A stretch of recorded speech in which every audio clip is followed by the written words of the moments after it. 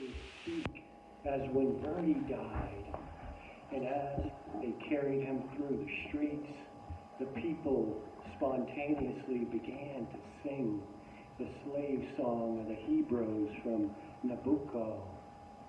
All the dead are rising through the olive branches.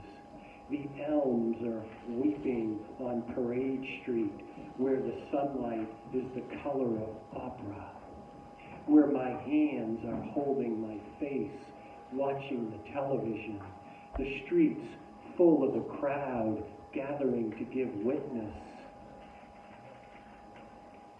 to what burned their chests and told them the true name of sorrow. When we weep, we are most alive. I turn off the television and listen to Sasha upstairs. I hear her steps dancing in a Russian pop song staccato. There are arias everywhere, my brother. Can you hear them gathering through the laundromat steam with the clack of cue balls in the pool halls? At the Citgo station when the gas glugs, where one-legged Jethro waits outside on the curb, humming while smoking a cigarette.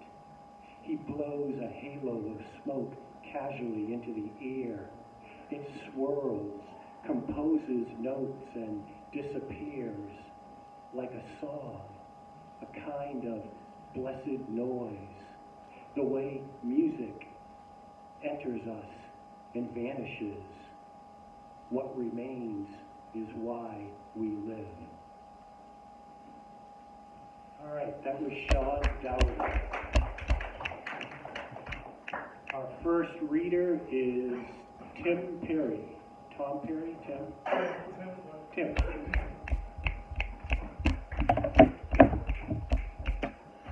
Hello everyone, I'm Tim.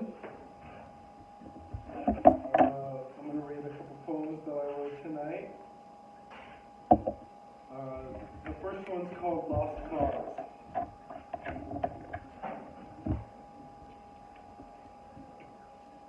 Lots call for the downfall of our lauded leaders, but like bikes with the double-seaters swerving through the downpour of traffic in full confidence, we must continually churn both sets of gears and ever accelerate forward, forfeiting the right to steer to the man before us, and knowing stopping for fear or meagerness will only further delay profits and bring us ever nearer to end of days, say prophets, where kids no longer run into streets after loose dogs and even beamers respect the other road dwellers. Then end of days bring about end of weeks, for those who fall off the tandem bicycle no longer wish to straddle back up on, lost potential, failed peddlers who have no desire in where we're headed or where we've resided, dreamers caught up in wispy clouds where the rain's still vapor and where there's no need for greased gears or buckles or even helmets. There one will find just ice-capped mountaintops below, above a faint blue blanket, no longer thinning, no longer in tatters, no longer stretching, aching to accommodate more under its warmth, just ice and cool blues and bike-shaped clouds. We shake awake the unfortunately and inconsiderably unconscious dreamers beside us, the industrial, for we know those heaters lead us east of Eden's Ispar's treasures, unlike we, the needed eaters, loved by our lauded leaders, who unequivocally end the evil in every broken bone in our broken bodies, knowing, not hoping, knowing, when our life works are done, we will see the sun and look back to hell at our lauded lovers who will certainly still be there, holding our hand, laughing at how small the steps seem as they call, "It's over now, it's over now, it's over." How sweet the sound of sweat go dripping down our ear canals, but still their romantic tunes ring true like the croons of desperate Orpheus. It's over now, it's over now, it's over. For all the work and blood rejoice, so soon we will retire there. It's over now, it's over now, it's over. So stay on the seat, on the bike, on the street, on the ground, on the world. Stay, they plead, stay. Thank you.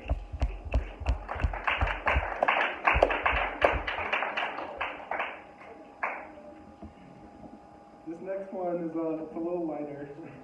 It's called How the Hell Do You Get People to Give a Shit About Poetry When There's TikTok?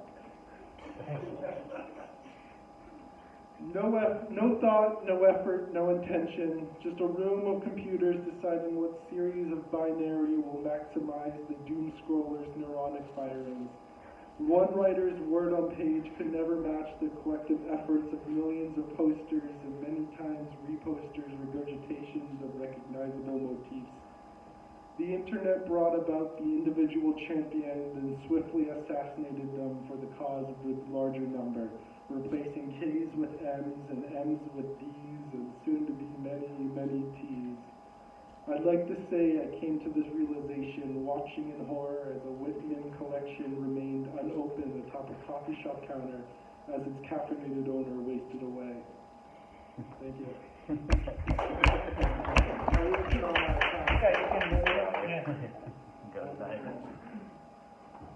me pull that up. Let's see here.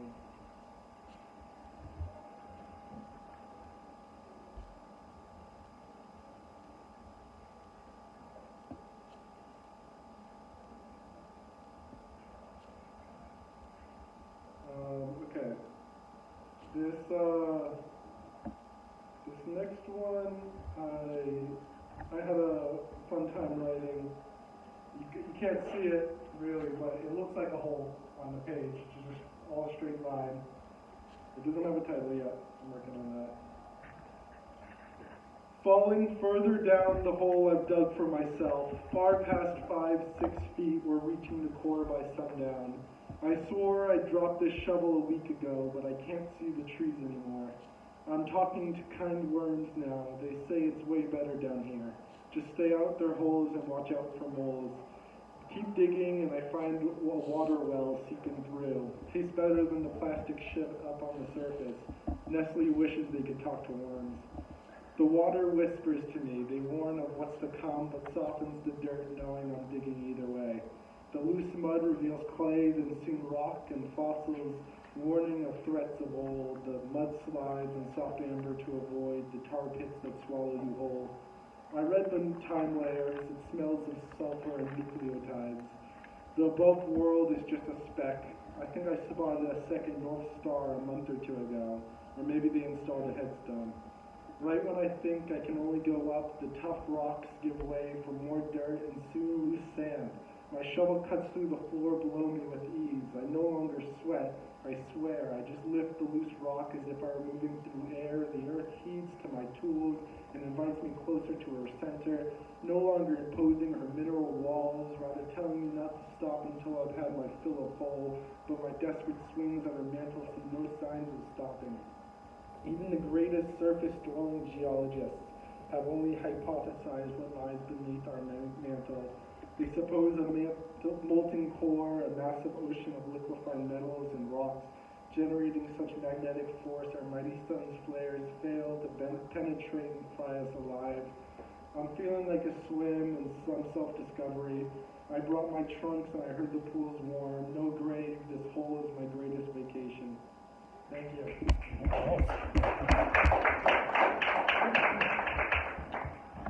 All right, that was great. Thank you. Our next reader is another regular feature at this venue, Sam from Gorham, New Hampshire now. An out-of-stater. Someone from away. Thank you to the Peanut Gallery to follow me here. Shout out. Just going to read some of the greatest hits the novel. This one is The Mind Goes Where It Wants to Go. The graffiti on the wall cusses at everyone nearby, and the smile stain on the sidewalk laughs it off.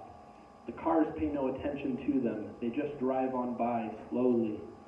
The lollipop in the stroller loses his mind. The corner stop sign wants to go beyond the city's edge. The fire hydrant wants all the neighborhood dogs dead. The discarded gum cannot remember its brand. Meanwhile, the doorbell is getting annoyed by itself. The parking ticket told me it didn't want to be paid. The mirror hates to be stared at. The dumpster just wants a hot shower, and a dead bird only wants to be loved.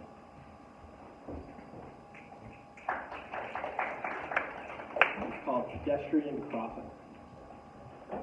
I didn't talk to her because "so you cross the street often" was the closest thing to a pickup line I could muster. And my shirt had a yellow stain on it that was mustard. And the springtime grime mush streets we were waiting to walk on just didn't quite set the mood. I was in a rush, and I could tell that she wouldn't have given me the time of day, and speaking of which, the sun was about to set. And so we just stood there, and the street light turned yellow. Just as the sky reached its peak in beauty, so had she. And right when I thought I could say something to her, the light turned red, another man appeared, and we crossed the street.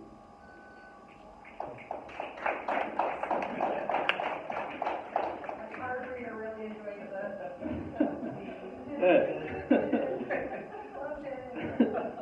This one's called Efficiency. Ellipses, ellipses, ellipses. Blue is a cloudless sky. Thinking out loud when no one else is around is just thinking. Ballerina, ballerina. Cinema is an illusion of light. One man's future is another man's past. The leaves only die in autumn. It isn't always night on the moon. A cupcakery is a bakery that specializes in baby cakes. Danger is just anger with a D. Over and over is something that continues forever. I know some random things. I know a little Spanish. Siempre means always. Te amo means I love you. Lo siento means I'm sorry.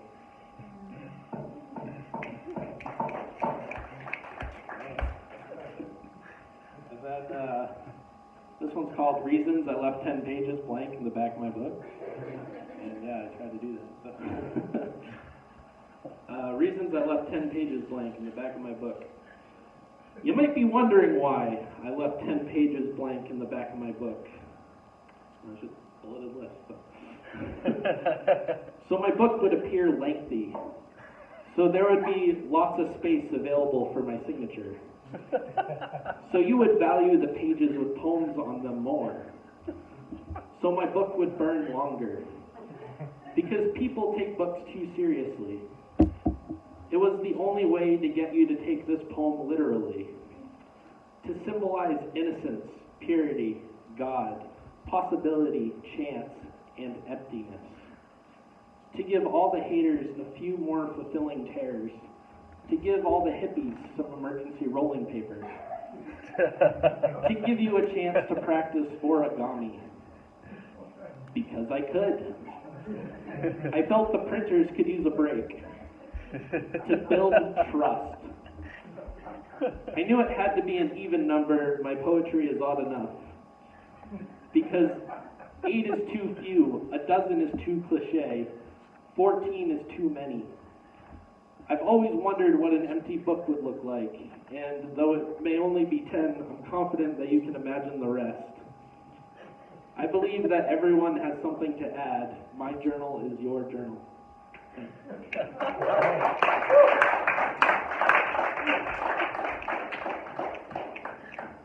All right, thank you. That was great. What I like about his poetry is there's so much imagination, and there's a lot of art that doesn't really engage the imagination anymore. So I really appreciate the imagination, play, philosophy, wonderful stuff. Okay, our next reader is another regular, Alexander from Lewiston, and he teaches 6th grade, right? Yes, I do. 6th grade teacher, so show him a lot of love.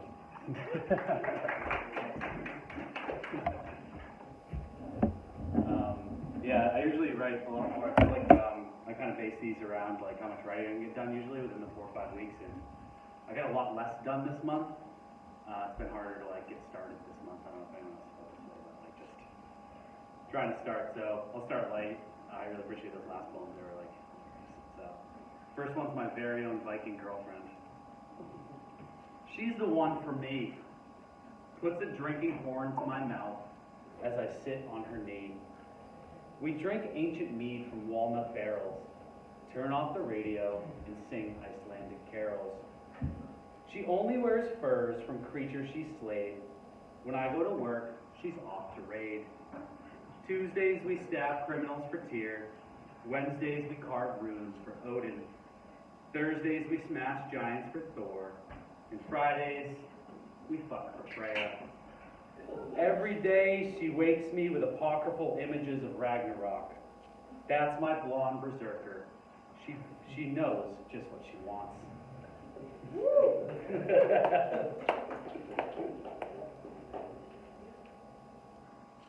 This one's called Crows Freak Me Out. Then one day I went outside and the crows were surrounding the school. They said things like, "Beware," and "Look at you." Hundreds of them peered down from the roof, while others stood guard on the surrounding treetops. I dashed for the parking lot as they swirled above. But what use was it to run?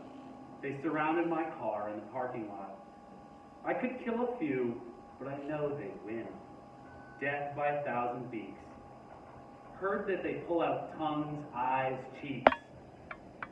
The sadness we carry would pale in comparison to a strange death by corvid carrion. We think we have control in our life, but it can be plucked out by black crows before Halloween night.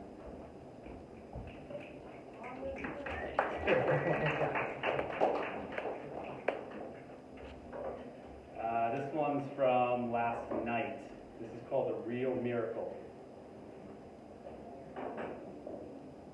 For some reason last night, I was led into the basilica to touch the glass. The glass held a fragment of bone from the Apostle St. Jude. I never go anywhere on a cold, dark Wednesday after being left alone at work picking up stale chips children left under the desk. I never walk up the windy road to those giant green doors and open myself up to the Catholic world.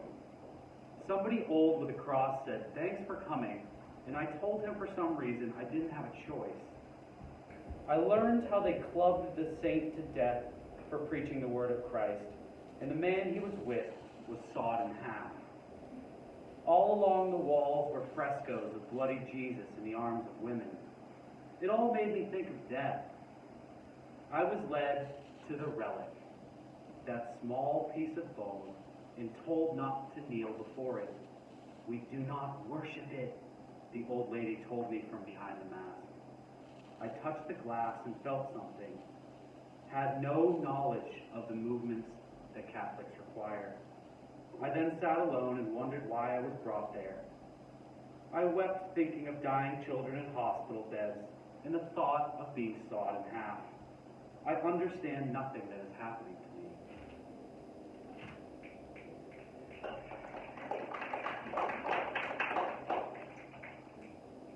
I don't know how to tell this.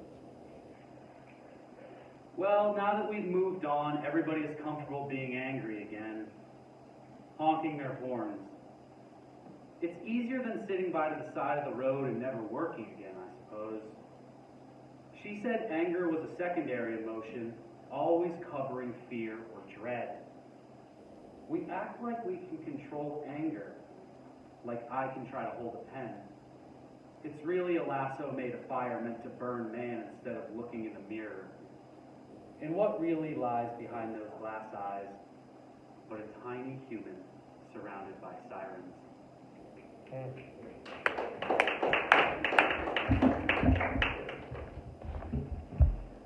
Okay, Alex, thank you. Yeah, that last poem, wow, awesome. Our next reader is Mike, and I think Mike read here a couple of months ago, correct? Yes? Yep. Yeah, come on up, Mike. That wasn't sixth reader. Wow, it's been such a good night. Now I'm going to bring you all down. Try to get this microphone down. So I'll read a few from Richard Fox.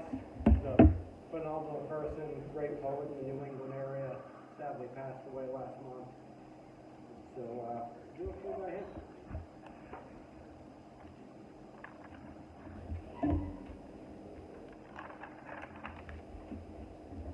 In the fog, for Darlene. The next chair is open. My nurse seats you. another body in a Johnny. Plugs IV pump to pick line, utters your name. My cotton ball brain stirs. You are my cousin, now infusion room crony. We talk shop. You have 2 ports, I 1. My tumor oral, yours ovarian. We do not say no babies.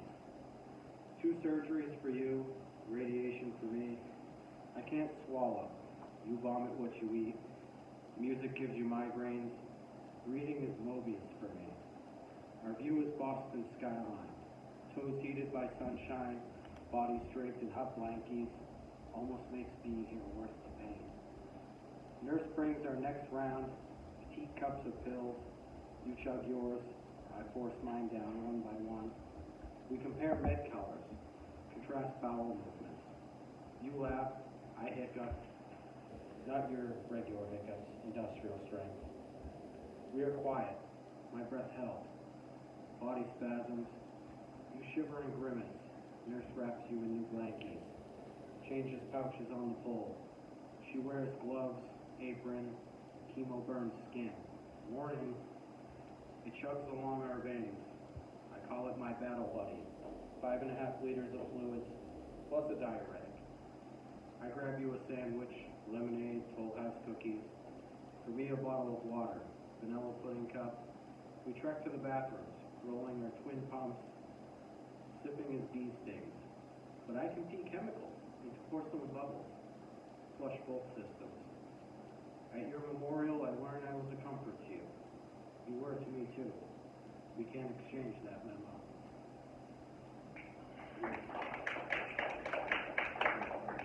Yeah, Richard valiantly fought cancer for 14 years. He had such a sense of humor with his entire life. Between the devil and the deep blue sea, Loose sighs at his naked novices, dripping sea of salt. New souls to tutor and torture. Each issued a pitchfork, forged their palms, they will eat with it. Shovel crimson embers with it. Wipe their rear with it. Loose dreams, he's on the deep blue. Sea sways in a wicker basket. Names each outline of stars for a lover or hunting buddy. Drifts against the current of the diligent river. A young woman plucks him out with wadding to be her pet. But Loose will not eat red coal.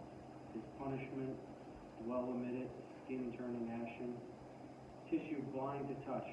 Water is not forbidden, it evaporates in his stride. Last he crossed the Red Sea, Moses and minions followed. Loose lusts for dead senses. It's training day every day. Drilling novices to be numb while jabbing, sizzling, filleting. The raw recruits who recoil their pitchforks dissolve. The devil desires that deal.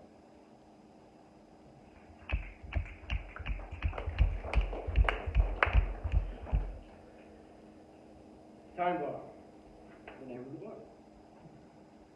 Loiters, saliva surfing, until the day it gnaws DNA's apple. Shoots craps with other cells. Snake eyes signify malignancy. All those years of salivation, I crawl a maze of fears. Airplane crashes, ice propels car off bridge, anesthesia stops heart, killer lurks in dark alleys, motorcycle lane splits, red meat bungs veins, fear drowns discipline. After the explosion, petty fears are annulled. Tomorrows will follow, or not. I have this day to keep. Totter slower than toddler, too swollen to swallow tongue. Words lost as soon as read. Convulsions racking limbs. Sunshine heating my comforter. Dog curling under my arm. Son's voice soothing my confusion. Whispering life wipes my face. Thank you.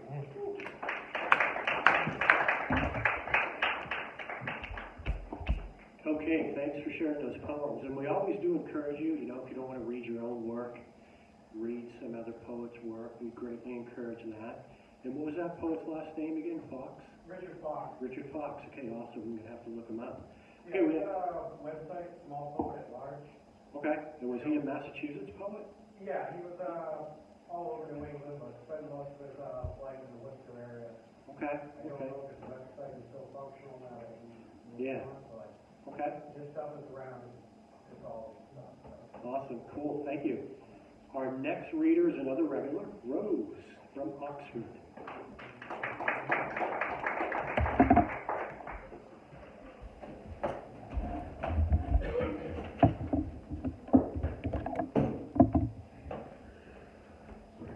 I wrote the moon.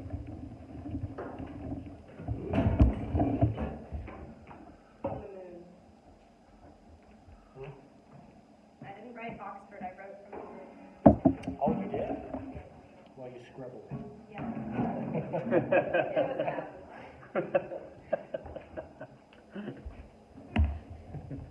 Yeah, that last poem was really. Yeah, I wrote down that. Yeah. It's a regular practice. Set up.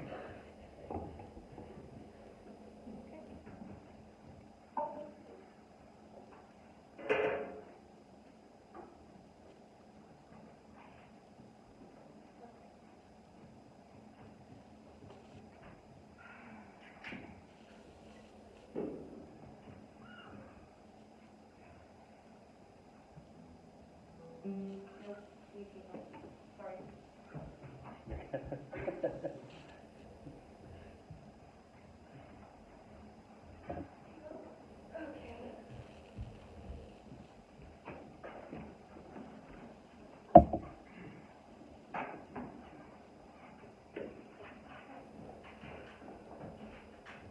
This is called Changing Scenery.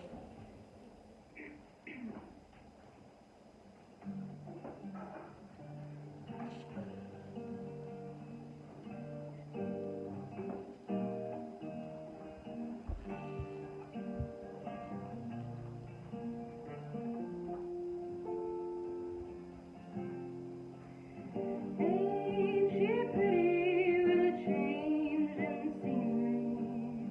And the sky is blue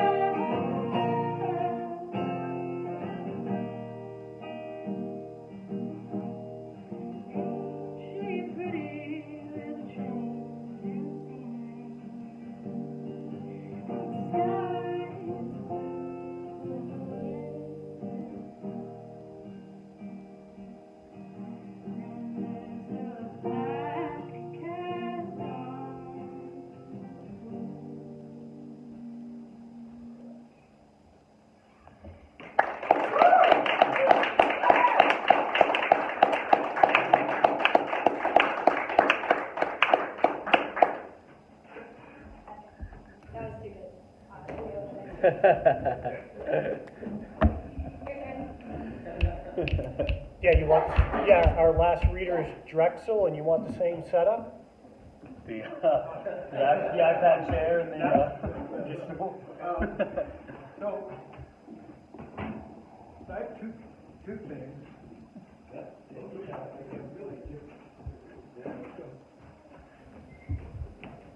So I usually read stuff that's, I wrote in a diary 20 years ago and then have recently re-edited it for the last 3 weeks or something like that. And I realized coming up, no, I'm gonna do this seriously. Okay. I just want to say that I wrote that. Oh, yeah.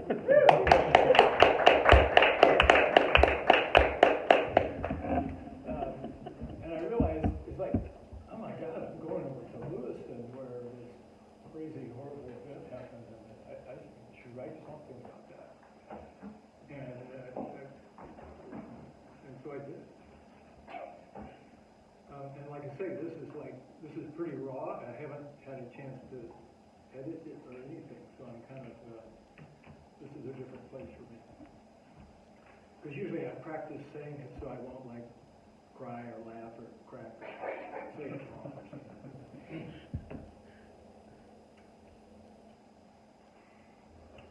Not how we die, but how we live is what matters. Shocking to be reminded that now and here is not always safe. That the only real safety is living so that we have no regrets. That death will come for us, ready or not. That it could be violent, unexpected, senseless. But really, when does dying make sense? I mean, perhaps to one desperate, alone, in pain, it offers escape. But to those left behind, to live without what could have been, what could have been. Like a dam breaking, all our hopes spilling onto the lowlands, racing away in all directions. Gone now, gone now. This is our task. This morning, to wake up. This night, to sleep. To remember and cry. To remember and laugh. It's up to us. It's up to us to live and pass on their love of nature, their quiet strength, their innocence, their generosity. It is up to live. It is up to us to live as if life matters.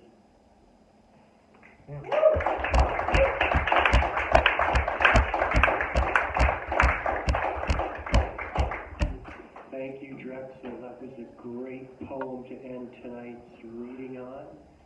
Thank you all for showing up. This was a pretty short reading, but next month I think we'll get a few more readers back into the loop. So hope to see you next week, next month. Do we still have time? Oh yeah, do you have something left? Yeah, I just needed to change. Oh, okay. Different. So, Okay, yeah, you got time. So do we have any people that identify themselves as singers? background singer. Because singing is not required. This is like campfire stuff. Then yes. All right. So this is a seasonal song that I only get to do at this season. Right? Makes sense. So this is the changing from fall to winter. And so there's going to be some, so in the chorus, I'll sing the verses entirely myself. You don't have to do anything with that. But I would really appreciate some help on parts of the chorus. So like, I'll sing some words and then there'll be a part for you. And then I'll sing some words and there'll be a part for you. Okay? So here's your parts. Warming fire, try that. Warming fire. And I'll say, round which we gather, and then food we share, food we share. An open heart that inspires. It's a circle of love, circle of love, try that. Circle of love. That, Circle of love. That shines. that shines through the season, and here's the part that you do it, and I'm gonna say, and I feel it best on a cold, dark night. So try that. Feel it best on a cold, cold, dark night. night. Hold it a little bit. Around the warming fire, and you'll repeat that.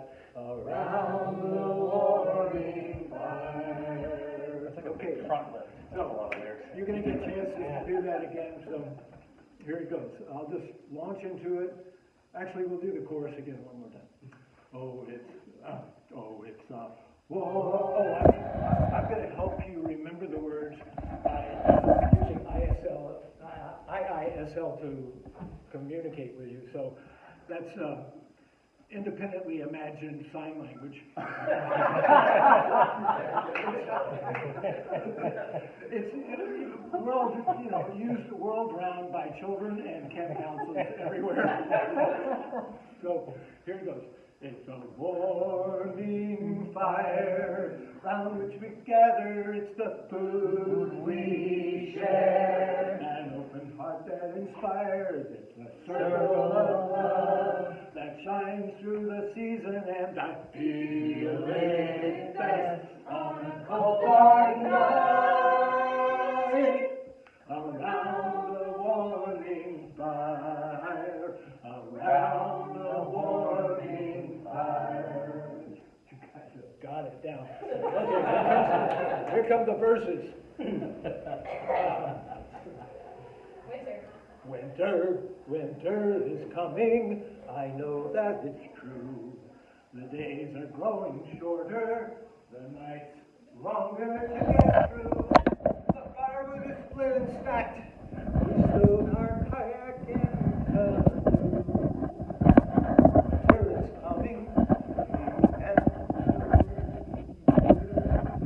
but it's the warming fire round which we gather. It's the food we share, an open heart that inspires. It's a circle of love that shines through the season, and I feel it best on a cold, dark night. My voice is going. Around the warming fire, around the warming fire. We will walk on water, slide down white hills, build caverns and castles, a cloud white cold. We could lose some toe, the tip of a nose or an ear. It's magical and frightening. Winter is here, but it's a warming fire. Round which we gather, it's the food we share. An open heart that inspires. It's a circle of love that shines through the season, and I feel it best on a cold, dark night. Around the warming fire. Around the warming fire. We'll make it through winter. We'll warm up the hall, tell each other stories, sing all the songs we can recall. If we all band together, if we stand ear by ear, we can make it through winter once again this year, 'cause it's the warming fire round which we gather. It's the food we share, an open heart that inspires. It's a circle of love that shines through the season, and I feel it best on a cold, dark night.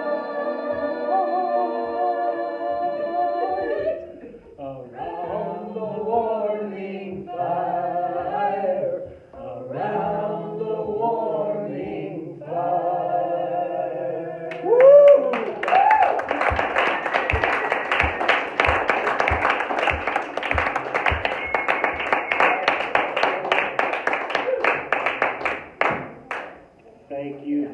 Wonderful closing song. Always appreciated. All right, this is it for this month. We'll see you again next month, third Thursday. And again, bring a friend. If you don't want to read your own poetry, bring another poet's work in to share. Or just come here and have a beer or two, a pizza, and enjoy the conversation and cross-pollinate with poets. Cross-pollinate with poets. All right, we'll see you next month.